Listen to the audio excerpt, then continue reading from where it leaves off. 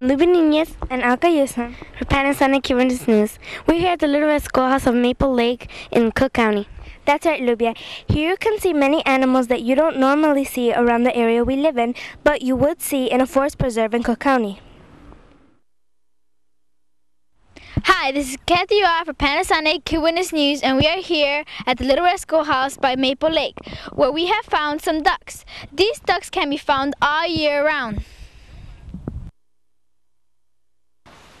All right then. As we were looking at the ducks, we could see some branches moving. But we realized that the branches were moving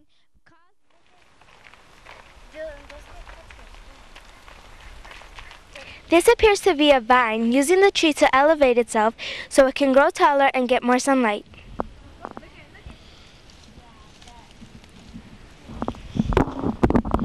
This is one of the strange, exotic things that we cannot figure out, but we're going to ask the ranger.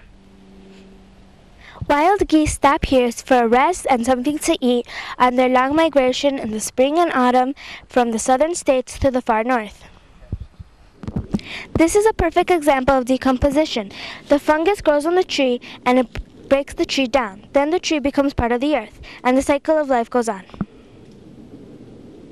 Hi, this is Kathy R for Panasonic Cuban News, and I'm here with naturalist Roger Gassa. Mr. Gassa, where do the ducks go when the water gets real cold? During the wintertime, the ducks that are around here can't find enough food to help them survive, so they have to fly south. Not so that they find warm temperatures or warm water, but so that they can find food. Why shouldn't we feed the wild? Why shouldn't you feed the wildlife? Because it interferes with their natural cycles and what they're used to. If they become used to being fed by people, sometimes they may change their whole system, that they may not be able to find food on their own. Oh, and what type of fish are there in Maple Lake? We have a variety of fish in Maple Lake. Largemouth bass, bluegills, there may be some channel cats in there, green sunfish. Okay. How long have you worked here? I've worked for the Forest Preserve District of Cook County for approximately 31 years. 31 years? Wow. Just probably older than you. Yeah. What inspired me to work here? I think early on I was interested in scouting, campouts, Boy Scouts, and I liked being outside. So I decided to find a job that allowed me to be out in nature rather than sitting in an office behind a desk. And what is your basic job here? Basically, as a naturalist, I'm an outdoor teacher. It's my job to help people learn about the environment, learn how important nature is for our survival and for the survival of all wildlife. My classroom is the thousands of acres that are surrounding the schoolhouse rather than just one small building. And as we were walking around, we noticed some orange marks on some trees. What does that mean? Sometimes foresters will mark the trees that need to be taken down because they're diseased or because they might be dead and dangerous. Usually they don't use the orange markings though. I'm not sure what that is. It could be people have marked the trees for their own system of trail markings, but that has nothing to do with the forest preserve at Little Red Schoolhouse.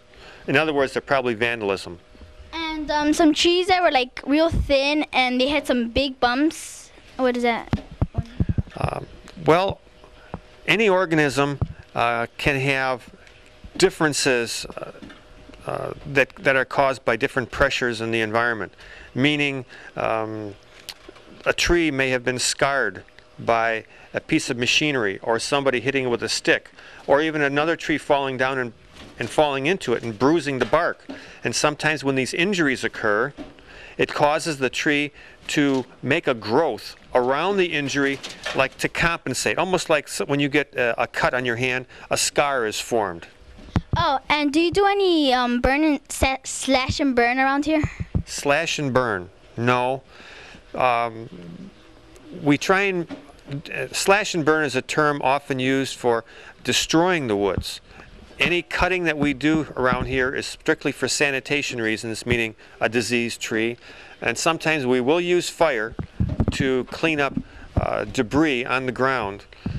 But we only do that at a time of the year when it's beneficial to the environment and not just any time. And we also noticed some metal steel tubes on the floor, on the ground, under the ground. What are those? I think what you're referring to is what we call culverts. They're tubes of metal. They might be about 8 to 10 inches in diameter, and they run under the entire trail. It's to allow rainwater that might collect on one side of the trail to safely go under the trail to the other side without washing away the trail. Okay, so thank you for your time. You're welcome. This has been Kathy for Panasonic Kid Witness News, and now back to you.